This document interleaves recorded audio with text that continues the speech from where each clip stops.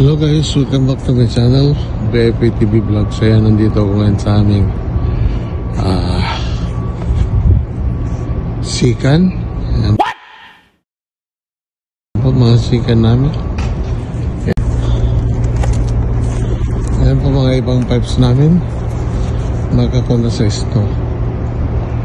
Dito kami gumagawa ng spool pag mga...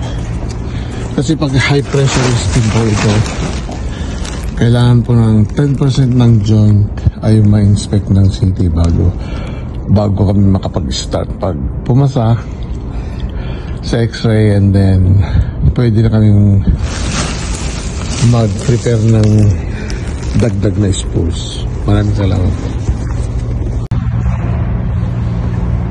Ayan po, magpapakap ako dahil on-site ang aming welding. So yan po mga welding stand,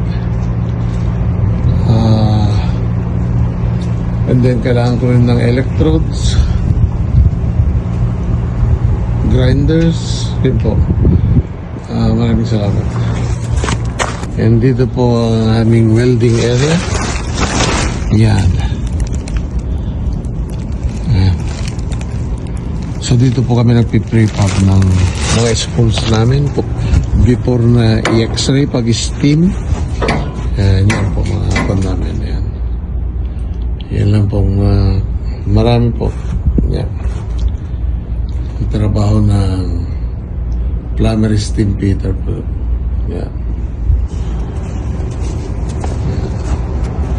Konting insight lang po para alam niyo ang trabaho ng VIP TV Vlogs. Maraming salamat po, and please don't forget to share, like, and subscribe my channel, VIP TV Vlogs. Thank you.